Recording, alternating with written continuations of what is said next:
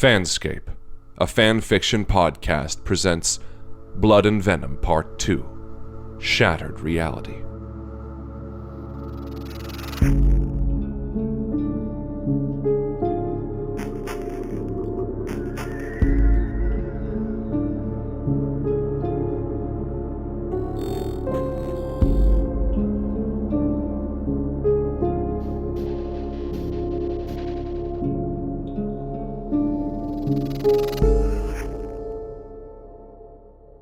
Chapter 3, Eyes Wide Open. Lauren awoke to bright rays of sunlight shining through the motel curtains and right into her face. Groaning in annoyance, she groggily rolled over to get a few more minutes of sleep, only to catch a glimpse of the alarm clock on the nightstand. 2:37 p.m., September 13th, 2017. Shit. She muttered, sitting up in the bed and reaching for her phone. She'd been so tired the night before that she'd forgotten to set an alarm. She scrolled through her notifications as her eyes gradually adjusted to the light, looking to see if she'd missed anything important. She barely had any reception, but nevertheless, a few social media notifications had still come through, as well as a handful of messages from friends back home. She'd even gotten a text from her sister, but there was nothing from Kate. Lauren quickly found her contact and hit call, intending to apologize for oversleeping and tell her that she'd be there soon. The phone rang for almost 30 seconds before something finally happened. We're sorry. Your call cannot be completed as dialed. She tried calling a few more times, only to be met with the same result. She even tried calling Kate's landline, something that she hardly ever used, but it was to no avail. Any text messages she tried to send would fail to deliver as well. Weird. Lauren muttered, frowning at the device in her hands. She was used to Kate taking a long time to answer messages or cutting out in the middle of a call, but it had been over a day since she'd last heard from her, and she was starting to worry that something other than Oakside's awful coverage was responsible. I guess I'll just have to tell her in person, she decided, trying not to dwell on it. Lauren took a quick shower and got ready for the day, dressing in black pants and a red shirt, as well as her necklace. After packing up the few things that she'd brought into the motel, she slipped on her brown boots and left the room, having left her jacket in the car. As she went to return her room key, the young man at the front desk told her something she really hadn't wanted to hear. I wouldn't bother leaving yet if I were you, he said, barely looking up from his book. That storm really did a number on us. What do you mean? The roads are all blocked off by fallen trees and knocked out power lines. They've been trying to get things back up and running since this morning, but that was one hell of a storm. We haven't seen anything like that in years. Half the town doesn't even have power right now. Great. Lauren muttered, growing more annoyed by the minute. Did the storm knock out a bunch of phone lines too? I tried calling a friend a few minutes ago and it wouldn't go through. Probably. The reception is spotty enough out here as it is without some freak storm taking out our cell service. Yeah, I've got nothing, he said, holding up his phone. Landlines are down too. Do you know how long it'll take for them to get things fixed? I don't know about the phone lines, but they should have the roads cleared in a few hours. Hopefully you didn't have anything to do today. I did. Well, there isn't anything we can do but wait it out. Tell you what, feel free to stay in that room you rented until they have the roads cleared. Don't worry about paying. It's not like we're going to have anyone coming through here for a while. They should still have some food in the dining room too, so feel free to eat something if you're hungry. Thank you, Lauren said, surprised by his hospitality. She was definitely giving the motel a good rating when she got the chance. No problem, he said, going back to his book. If you need anything, just ask. As irritating as it was, she couldn't do anything about being stuck there, so she made her way to the dining room. She hadn't eaten anything since stopping for fast food the day before, and she was starving.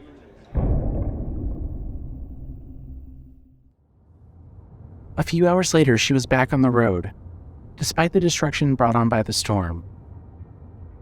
A homely feeling stole over her as she drove through the small town of Oakside. It hadn't changed much since the last time she'd been there, and she doubted it ever would. Oakside was one of those towns that always stayed the same. and most of the people who lived there wouldn't have wanted it any other way. Sadly, her drive through the city was short-lived, as Lauren quickly turned onto a dirt road leading out into the country.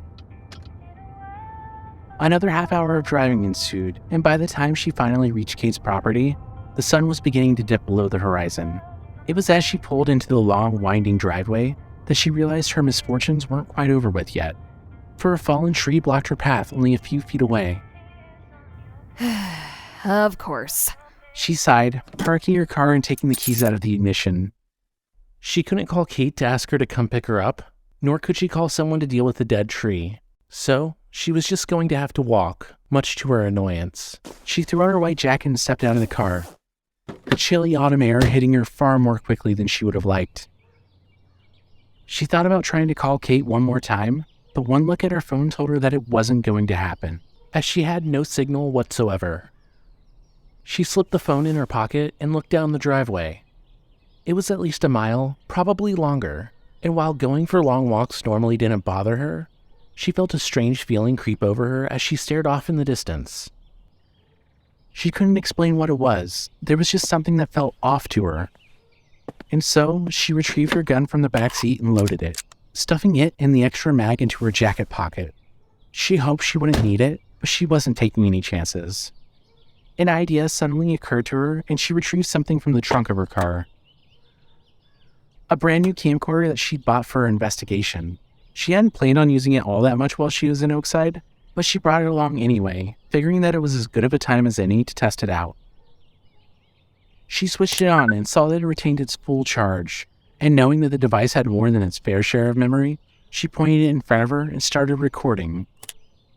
She then locked her car and stepped over the fallen tree, beginning her trek down the driveway, and glancing at a dirty yellow sign nearby, one that was rather outdated. Land for sale, 20 ± acres. Please contact Kate Milens at 555-7273. Lauren wondered why Kate had kept the sign up, but it hardly mattered. As strange as her journey had been so far, she couldn't help but feel soothed by the beautiful scenery surrounding her. The wild grass was already changing from dark green to dull yellow, and the leaves on the trees were various shades of deep orange, bright yellow, and crimson red. Birds chirped innocently as they fluttered back to their nests for the night. Squirrels and other rodents skittered about on the ground, running through the grass and up the trees, and multicolored leaves slowly fell from their branches as a light wind blew across the landscape, carrying with it the smell of the forest. The bright-colored leaves and dulling grass contrasted heavily with the deep green surplus of conifers in the distance, as well as the few that stood nearby. Deciduous trees were few in numbers compared to the large amounts of pines, spruces, and cedars. Far to the right was an old wooden fence that separated Kate's property from a farmer's, and hay bales dotted the vast landscape on the other side. Defunct telephone poles stood tall on both sides of the fence, and far off in the distance was the glowing red light of a radio tower, its crimson hue barely visible above the dark mountains. A ways to the left was the continuation of the wooden fence that wrapped around the property, but it wasn't long before the structure ended, the rock formations it brushed up against acting as a natural barricade. However, the stones were few in number, and so a brick wall had to be constructed on the opposite end to continue the barrier. It stretched far ahead, eventually becoming hard to see behind the trees dotting the property line. Lauren kept her pace, trying to enjoy the few remaining minutes of sunlight before the world was plunged into night. Although living in a place so isolated could certainly get to someone over time, there was still one advantage to it, and that was the beautiful scenery. Mother Nature in her full glory, undisturbed by the workings of mankind. The sun dipped lower and lower in the sky, and as shadows swelled and the air got colder, she picked up her pace, not wanting to be caught outside in the dark. The sensation she'd felt back at her car was only becoming more intense, and she couldn't shake the feeling that something was wrong. Eventually, she reached a point where the dirt road veered to the left and snaked down a small hill, revealing something curious. It wasn't the resurgence of the brick wall that had caught her attention, nor was it the fact that it had once again been replaced by tall rock formations. It was the lone Jeep that was parked at the bottom of the hill, right in the middle of the driveway. She hadn't seen Carl in a long time, but but she'd seen enough pictures of his car to recognize it as soon as she laid eyes on it.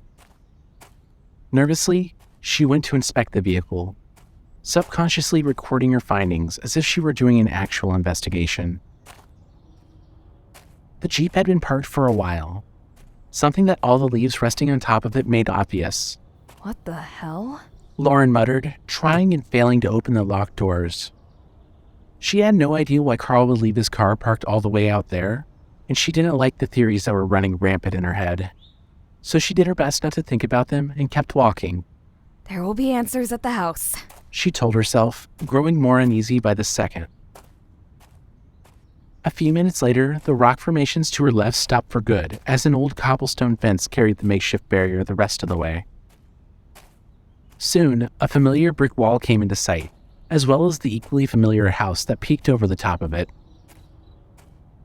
Night had fallen by the time she finally neared the house, bathing the landscape in darkness. Lauren could no longer make out the multicolored leaves or the dull tinge of the dying grass, for everything had become a universal shade of black. The dim moonlight did very little to help her see, and her camcorder wasn't having much luck either. She found herself wishing that she'd brought a camera with night vision.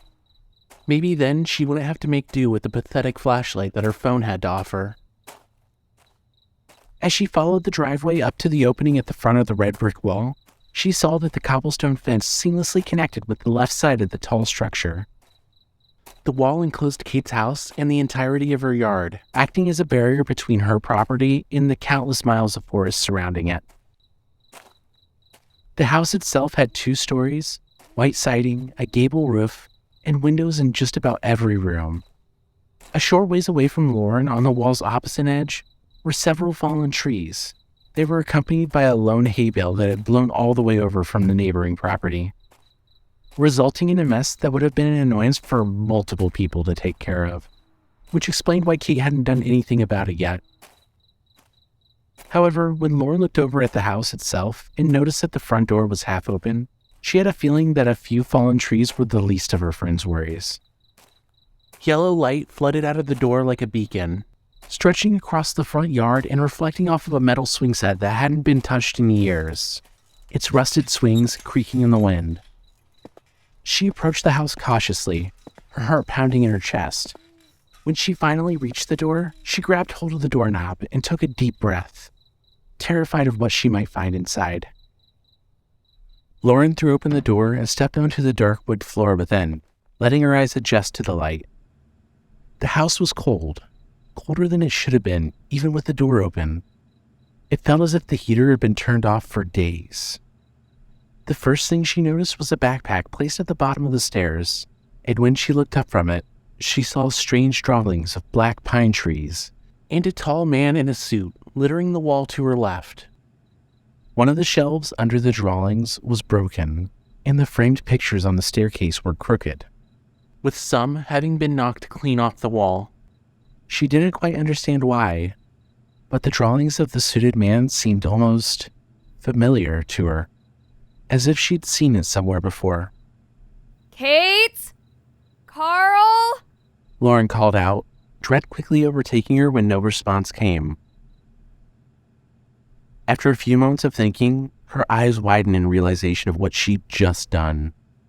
If someone unpleasant was in the house, she'd just given away her presence.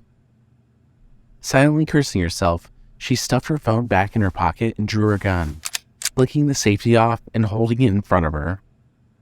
She remembered what she'd been taught and kept her finger off the trigger, quickly darting through the door to her right and finding herself in the dining room. She would have called the police, but the situation with her reception hadn't changed, nor was it going to. She prayed that one of the landline phones still worked, but she needed to find one first.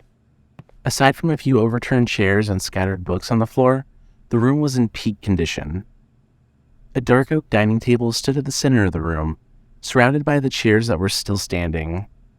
A dark brown chandelier hung above the table, and 2 empty china cabinets stood against the far right wall. A square black coffee table, holding a flower pot, stood at the top left corner of the room, accompanied by 2 wooden armchairs with white cushions. The room might not have been completely ransacked, but that didn't exactly make her feel better. As quietly as she could, Lauren left the dining room and entered the dark kitchen, barely able to see the tile floors of various shades of black, gray, and white. Flicking the light switch had no effect. Something she found especially strange, since most of the other rooms still had power. She made her way over to the counter and began searching through drawers, hoping her memory was as good as she thought it was. Sure enough, she found a drawer full of flashlights, and before long, she swapped out its dead batteries with brand new ones from an adjacent drawer. She picked it up with the same hand that held her camcorder and flicked it on, releasing a breath she hadn't even realized she'd been holding, as its bright light illuminated the dark room. Holding her camera and the flashlight in the same hand wasn't exactly comfortable, but it kept her other hand free to wield her weapon. Lauren hadn't forgotten what she'd been told about holding her gun with two hands, but she had a lot to carry, so she was just going to have to grin and bear it.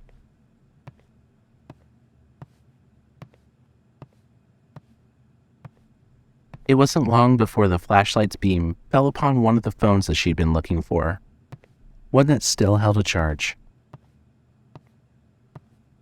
She placed her gun on the counter and picked up the phone, intending to call the police, but the phone line was dead.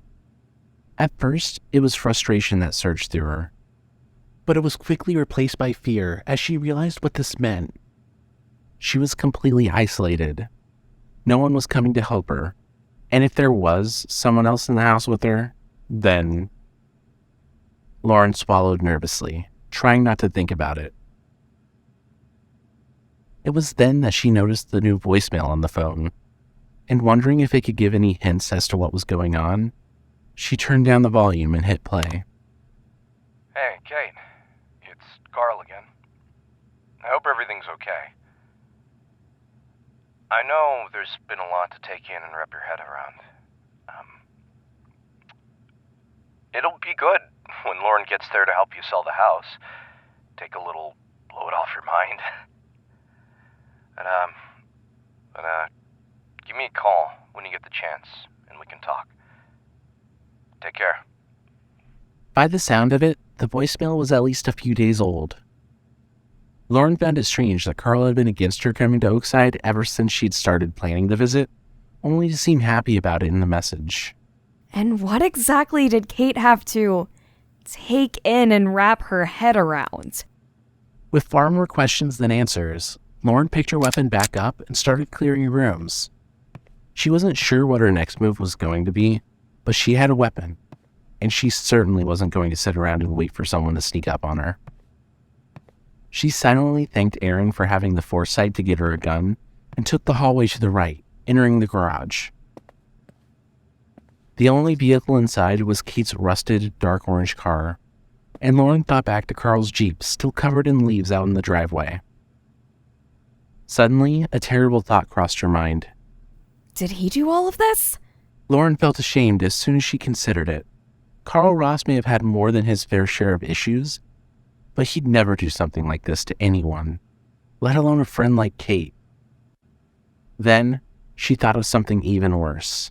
Maybe this is the work of whoever left that note in my apartment. She found it unlikely that they could have beaten her to Oakside and caused such a havoc, especially in such a narrow time frame. But it was the only theory that made sense to her. There's no coverage, so Kate and Carl wouldn't have been able to call for help if something happened, she thought, struggling to understand what was going on. Intense emotions welled up inside of her, but it wasn't fear this time. It was anger. As much as she'd hoped it wasn't true, as much as she hoped that this was something completely unrelated, she couldn't deny that she wanted to face the person who'd left her that note, especially now that she had a weapon. If it really was the same person, if they really had done something to her friends, she was going to make them pay. Having found nothing of interest, Lauren headed back inside, clearing a small side room with a radio and an adjacent bathroom before heading back to the kitchen. It was as she was looking over the room for a second time that her flashlight fell upon something that had previously evaded her attention. A small, magnetic whiteboard was stuck to the refrigerator and had what appeared to be a checklist written on it. Flashlight, lighter, batteries, kerosene, extra tapes, lock the house. Lauren wasn't quite sure what to make of it, especially the part about locking up the house, which was circled and underlined for extra emphasis. She made a mental note to look through the backpack by the stairs and entered the next room, doing her best to fight back the dread welling up inside of her. The small living room contained 2 green armchairs, one of which was overturned. A leather couch stood near the door she'd come through, and in front of it was a fancy black coffee table holding a chessboard, standing on top of a circular white rug. On the other side of the room, next to a still-standing armchair, was an old possession of Beth's, a brown Decker Brothers piano, and 2 white stools, one of which was overturned. She remembered the beautiful melodies that Kate's mother had once played on it before falling ill, as well as all the times that she and Kate had been scolded for playing on it without permission. Placed next to the wall, between the room's 2 doors, was a desk that held a small lamp, a pot of flowers, and a box of antique cigars, the latter of which was labeled San Fernando de Oma, 1712. The cigars had once belonged to Kate's father, and Beth had held on to them as a keepsake after his death. It was fitting that Kate had put both Beth's piano and John's cigars in the same room, as they were all she had left of her parents. Suddenly, Lauren's camcorder emitted a strange noise as she pointed at the windows, and a wave of discoloration and distortion rippled across the screen before quickly normalizing. Don't die on me now, you son of a bitch. I just bought you. Lauren whispered, still unsure if she was alone in the house. She stepped over the various books scattered across the floor and entered the next room, which could have been combined with the one she'd just left to make one big living room. The only thing holding the potential expansion back was the thin wall that separated the 2 rooms. A black television stand stood over a gray, rectangular rug, and the flat-screen TV on top of it had been knocked over and was leaning against the aforementioned wall. A white couch and armchair stood side by side in front of the TV, the former of which held both tan and white pillows. A floor lamp had fallen on top of the couch, and just behind it stood a black, square table that held a gray tea set. On the opposite side of the room was a tall bookshelf that held numerous books, some vases, and a few pictures. Just like the last room, books littered the floor, but this time there were a few pillows joining them. Lastly, a brown wooden coffee table stood between the furniture and the TV, and to the right of it was a stone fireplace built into the wall, one that looked like it hadn't been used in a long time. A dead phone and a bowl of fruit had been set on the coffee table, and on the fireplace's mantel were framed pictures of Kate with her parents, as well as one of her, Carl, and Lauren. The same picture that Lauren had in her own apartment. With all the rooms downstairs cleared, she found herself at the foot of the staircase, the house's layout having looped her back around to the front door. She opened the backpack resting at the bottom of the steps and looked through it, but found none of the supplies that Kate had listed on the whiteboard. In fact, there was nothing in the backpack at all. She tossed it aside and stared up at the second floor, growing more uneasy by the second. Lauren was terrified of what she might find up there, and it didn't help that the power appeared to be out across the entire floor. If she learned anything from the kitchen, it was that the lights wouldn't be coming back on. She took a deep breath and began her slow ascent, doing her best to ignore the eerie creaking of the wooden steps.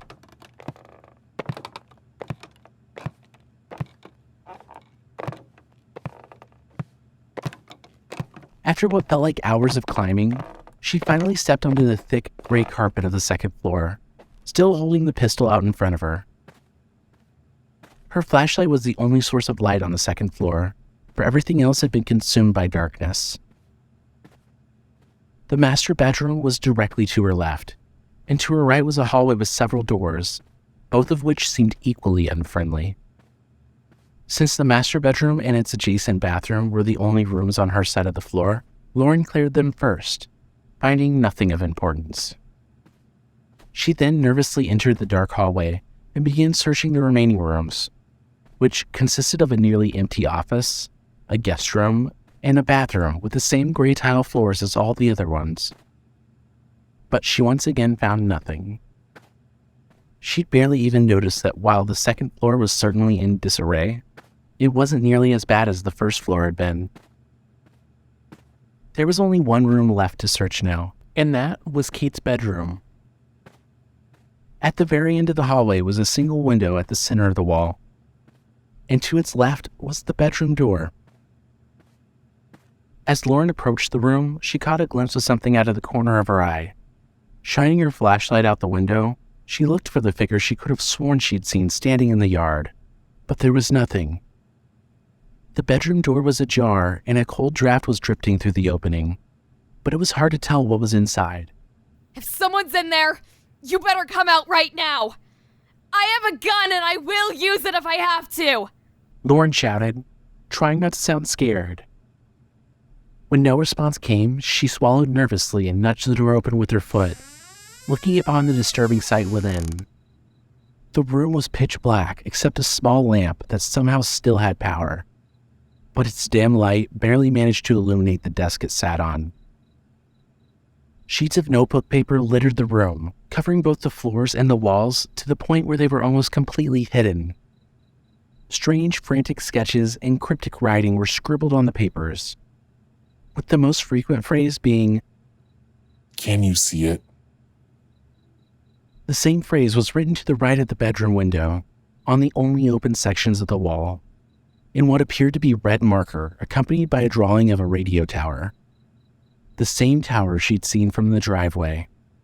The suited man had been drawn beside the tower, and crossed out as if the structure was somehow capable of warding him off, something that was further indicated by other drawings of the tower having words like safe written on them. But who is this guy? Lauren wondered as she stood in the doorway, struggling to believe what she was seeing. She expected a lot of things, but not anything like this. The most concerning detail was that she recognized Kate's handwriting on everything, meaning that something had driven her to do this to her own room. It was then that she took a closer look at the window, or what was left of it.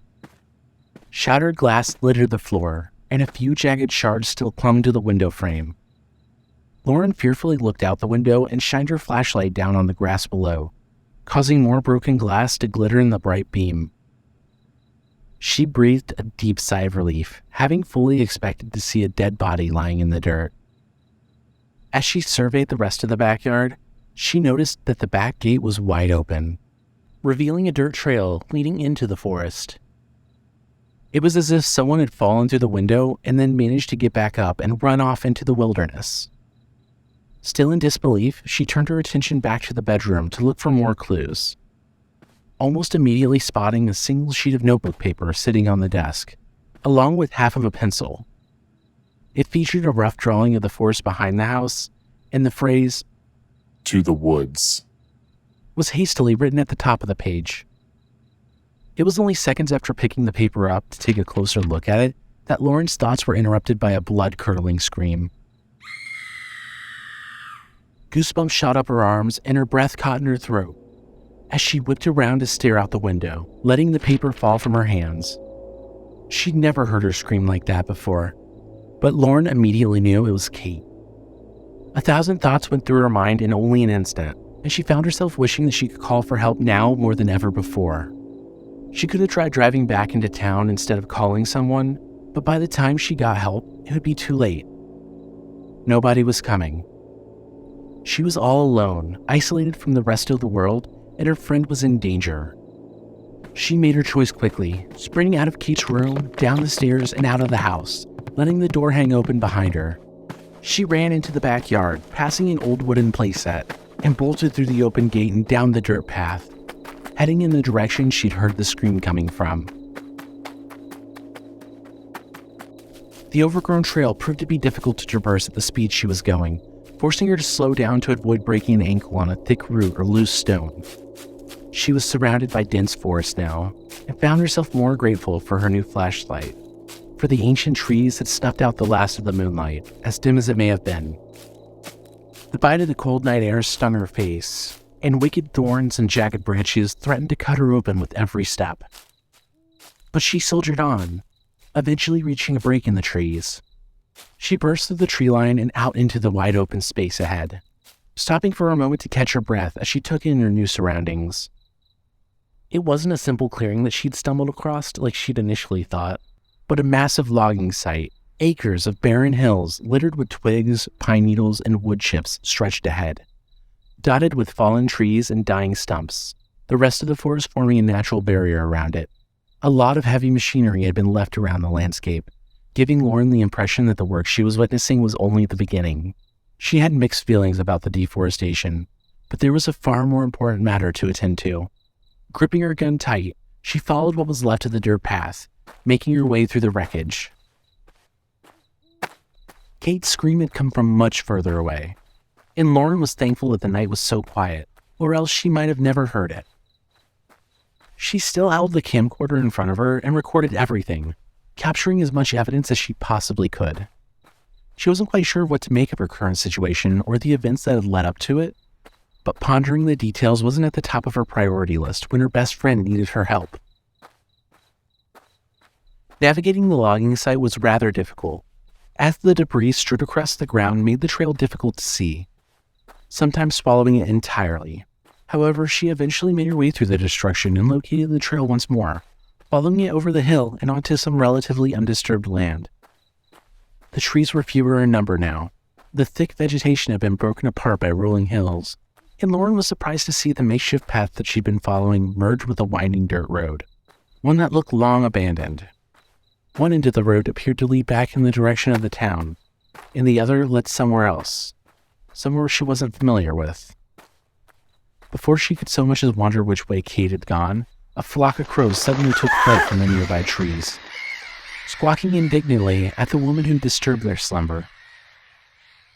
She waved her flashlight around frantically, realizing that it had only been birds. It was as she was taking a moment to compose herself that she caught a glimpse of something peculiar. Just ahead was an old bridge that crossed a small river, and stuck to one of its rusted beams was a tattered yellowed poster. It featured the picture of a smiling little boy, as well as someone's contact information. Missing. Have you seen this child? Charlie Matheson Jr. If you have seen this child, please contact 555-3799. You again. Lauren muttered as she read the poster. The Matheson family kept popping up wherever she went, as if they were somehow connected to her situation. She didn't know what to make of it, and quite frankly, she didn't really care anymore. The investigation hadn't so much as crossed her mind since she'd heard Kate's scream of terror, and she was more than happy to forget about it again. She turned away from the poster and looked over the bridge, trying to figure out her next move. As much as she wanted to turn back and look for Kate on the road to town, she knew in her heart that Kate hadn't gone that way. She wouldn't have gone down an open road if something had been pursuing her. She would have gone deeper into the countryside to escape. Lauren shuddered at the thought of her friend being hunted through the Albertan wilderness, and no matter how much she tried to convince herself that it hadn't happened like that, she knew what she'd heard, what she'd seen. Something was following her, and maybe even Carl, and it was closing in fast, assuming it hadn't already caught her. No, shut up, Lauren. She's fine. Kate's going to be okay. Lauren muttered, trying to push the horrible thoughts out of her head. However, the chill that suddenly ran up her spine forced her to think otherwise, as a whole new feeling stole over her. The feeling of being watched. Her blood ran cold as she caught sight of a tall, dark figure, standing at the other end of the bridge. The very same figure that she'd almost run over at the outskirts of Oakside. There was no doubt in her mind that it was the same person, for it looked exactly the same as it had before. What she'd once thought of as a hallucination was now standing right in front of her. Her breathing turned raspy as she struggled to take in air, her heart pounding in her chest. She couldn't lift her gun to defend herself, she couldn't force her legs to move, and she couldn't even let out a futile scream for help. She could only stand there, frozen in silent horror, staring at the thing in front of her. It was much too tall to be a person, Or at least that's what it looked like due to the distance between them. Its arms seemed to hang unnaturally low, but it could have been a trick of the shadows. Lauren stood there for what felt like hours, waiting for it to move, but it never happened. It simply stood there, watching, waiting. With shaking hands, she managed to shine her flashlight's beam onto the figure. But to both her amazement and horror, it vanished. Where a man had once been standing less than a second before, there was nothing. But she knew what she saw. She'd seen it in the light, if only for a moment. It had looked like a person, albeit a very tall and skinny one. But she wasn't so sure that that's what it was. It had been dressed in black, and a smudge of red was visible just below its neck. The suited man had been completely bald, and his skin was deathly pale. However, she hadn't gotten a good look at his face before he vanished. If he'd even been there at all. Lauren had never been able to believe in ghost stories, but now she was having second thoughts. People didn't just vanish into thin air, and this time she knew what she'd seen had been real. She felt a memory stirring inside of her, something Kate had said a long time ago. He was really pale and wore a black suit. Her eyes widened when she realized that it was what Kate had told the police after her night of terror in Riverview all those years ago. The man in the suit had been the source of Kate's trauma. He was the one she'd been drawing on the walls. The one that she'd been so convinced that the radio tower could ward off. That was why those drawings had seemed so familiar to her. She'd heard of him before. After so many years of silence, he'd come back to finish the job. And now, Lauren was in his sights too. She knew how crazy it all sounded, and as much as she didn't want to believe it, she knew deep down that it was true. A new emotion stirred within her at this revelation. It wasn't fear or dread, but anger, a fury like she'd never felt before. The suited man, whatever he was, had hurt her friend in ways she couldn't even imagine, and he was going to pay dearly for it if he ever showed his face again. Lauren marched across the bridge with her gun in her hand, her finger inching towards the trigger. She stepped over a fallen tree that had taken out a good portion of the structure and onto the dirt road on the other side, looking around to see if the suited man was nearby. After a few moments of nothing happening, she returned to following the road, keeping her eyes peeled for any more unwanted surprises. A few moments passed by with no action. The ruckus coming from the running river wasn't quite loud enough to drown out the sounds of loose dirt crunching under her boots, and neither was the occasional hooting of owls or chirping of crickets. Aside from that, the night was silent, a little too silent for her liking. She could barely see the moon behind the cloud cover, and the breeze that blew through the trees brought a cold chill with it. It felt like the world was holding its breath, waiting for something to happen. It wasn't long before she'd found herself standing on top of a small hill, looking out over a dark, abandoned storage yard that stood only a short ways away. Crates, barrels, machinery, wooden pallets, and countless other items littered the area, as there had been no attempt to salvage anything before its abandonment. Lauren wondered why a storage yard had been built just off a desolate road in the middle of nowhere, but before she could investigate it further, she heard something that sent a chill up her spine. It almost sounded like a long, raspy breath carried by the wind, and when she turned to look in the direction that the sound had come from, her flashlight's beam landed on a dark, ominous building. The charred husk of a once beautiful house stood only a few feet away from her. It was marred by fire damage from many years ago, and all of its windows were sealed with rotting boards, even the ones on the second floor. Its blackened doors somehow still clung to their melted hinges, but the entire place looked as if it was ready to collapse with the slightest gust of wind. As she stared at the eerie sight, she remembered something she'd read while investigating the Oakside case. She then thought of the missing child poster she'd seen only a few minutes prior, and the realization of what she was looking at suddenly hit her.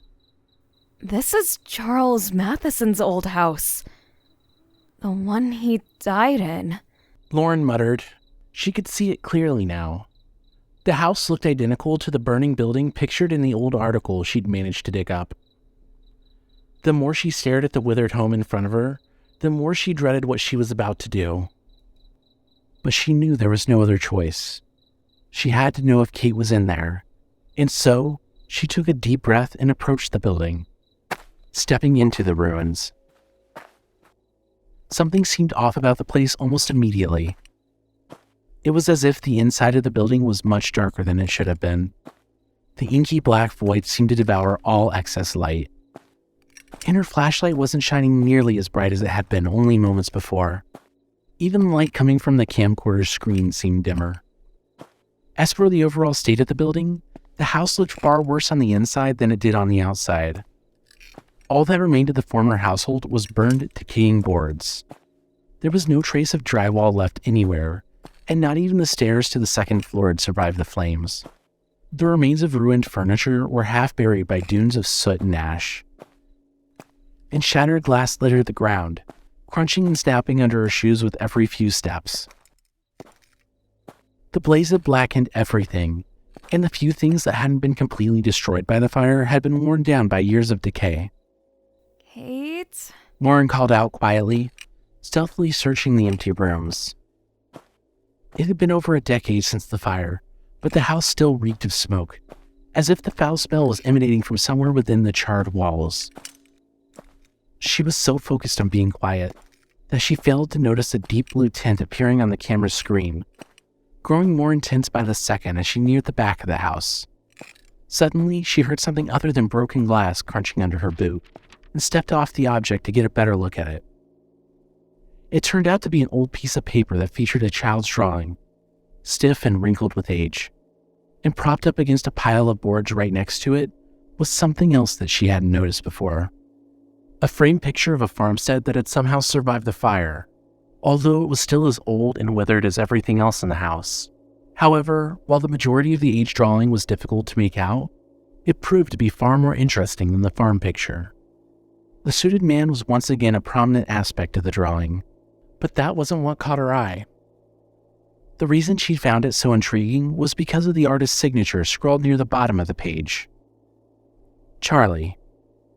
Before Lauren could so much as wonder why Charlie had been drawing pictures of the suited man, or why the drawing was even there, something happened that made her forget about it entirely.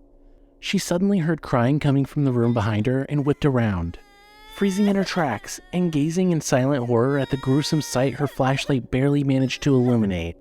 A ghastly corpse-like figure stood at the center of the room, facing away from her, its withered, emaciating body shuddering and twitching with inhuman sobs and growls.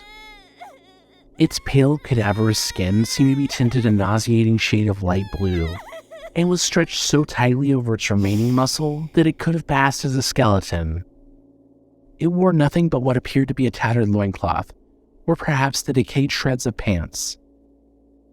The creature's arms were bent at odd angles, and its bony fingers looked as if they were made for tearing flesh.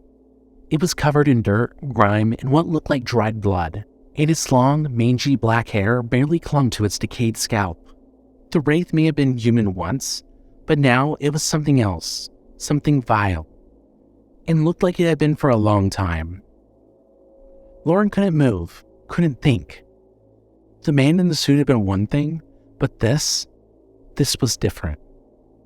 What she was witnessing couldn't possibly be real, and yet there it was, clear as day, standing only a few feet away from her. This wasn't the same as before.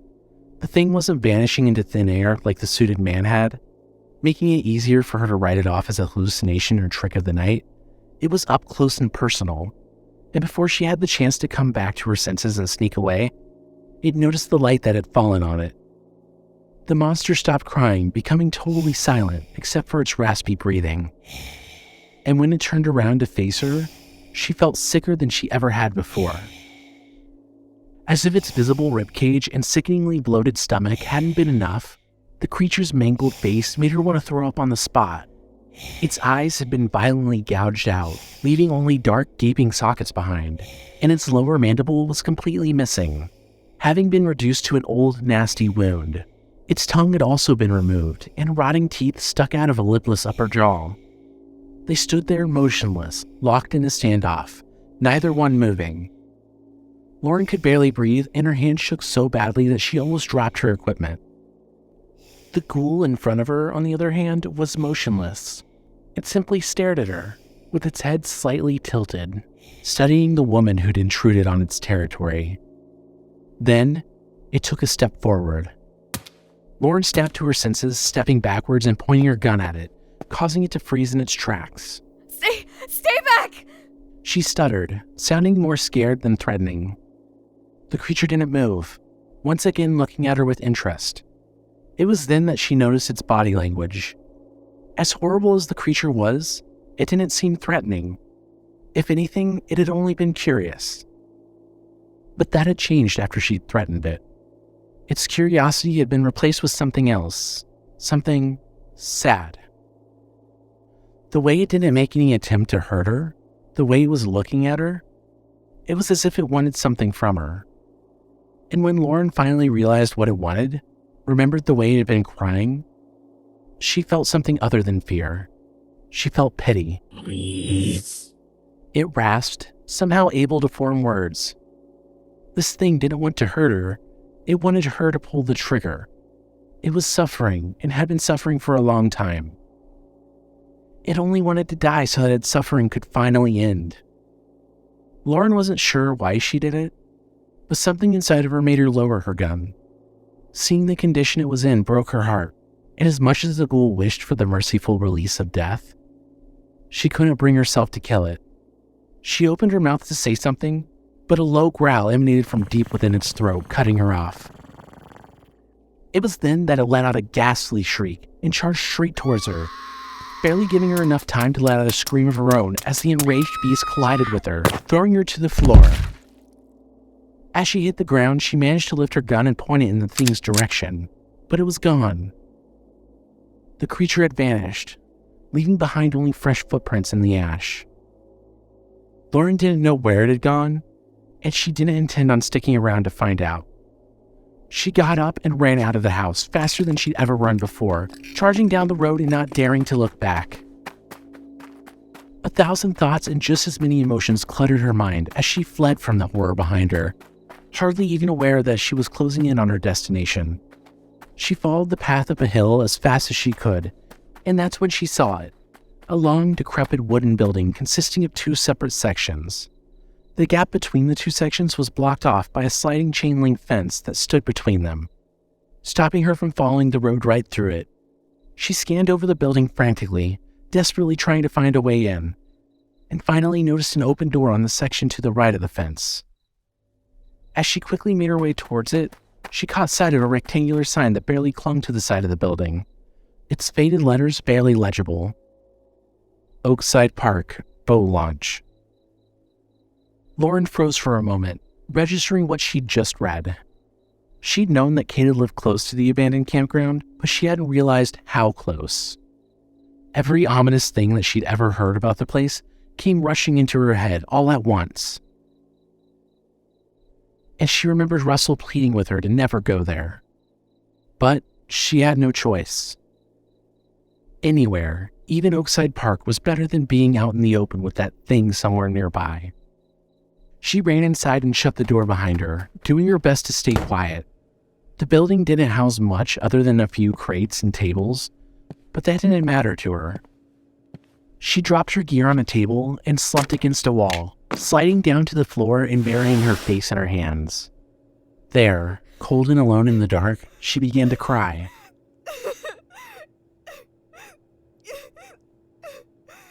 Lauren wasn't sure how long she'd sat there for, but she didn't much care. Every time she closed her eyes, she could see that monster staring at her with its empty eye sockets. Every time she thought about picking up her flashlight, she was stopped by the thought of it revealing the suited man standing in the room with her. She was traumatized, paralyzed with fear, for the horrors of the night had finally reared their ugly heads. She felt sick, so sick that she couldn't help but lean over and vomit on the floorboards, more tears streaming down her face as the vile liquid burned her throat. She thought back to the note left in her apartment warning her about this place.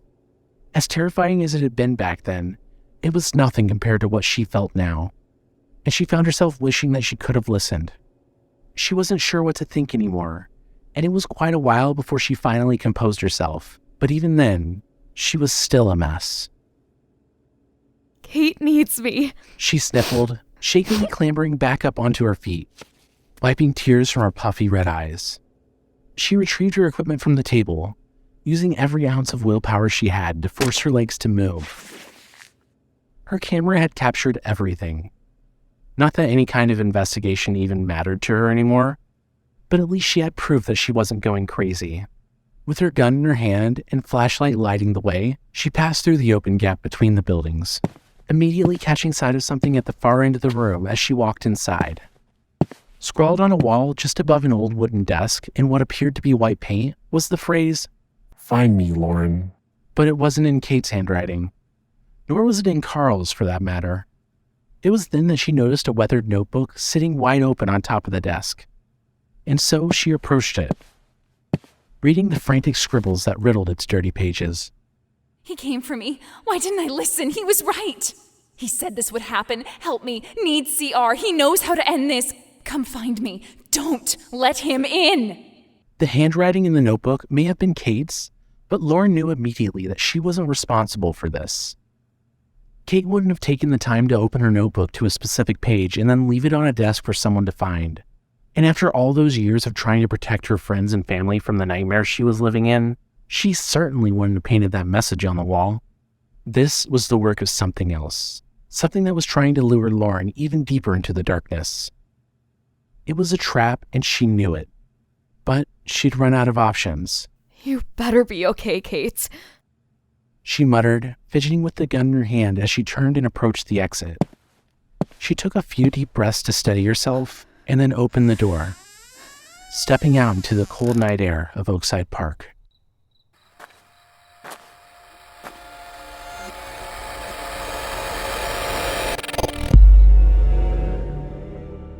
Thank you for listening to Blood and Venom, written by Arthur Faraday, under the username WoodMr13. Distributed on Archive of Our Own. Season 2 of FanScape has been funded by the Nevada Arts Council and the National Endowment of the Arts. Starring Aubrey Lima as Lauren Jones, David Klein II as the narrator, Xander Grant as Carl Ross, Chris Cavanaugh as older Charlie Matheson, guest starring Shaun Pellington as the motel assistant, Harlan Guthrie as the introduction narrator. Intro and credits music created by Dylan Griggs. Special thanks to our fellow podcasting friends who have helped make Season 2 possible at Malevolent, Through the Fog, The Impala Films, creators of Haunted and audio drama, Woe Begone, The Morbid Forest, and our friends at World Beyond and Jabun Audio. Before we end the episode, I just want to take a moment to say that while Season 2 of FanScape was funded by a grant, future seasons will be done so out of pocket. This show has a high production cost, and any assistance you can give, be it by sharing FanScape with a friend, or by joining our Patreon or Ko-Fi, or even buying merch to help fund the show financially, would be greatly appreciated and will help make Season 3 come sooner rather than later. Links for this and everything else mentioned in the credits can be found in the description or at thefanscape.com. Thank you for listening.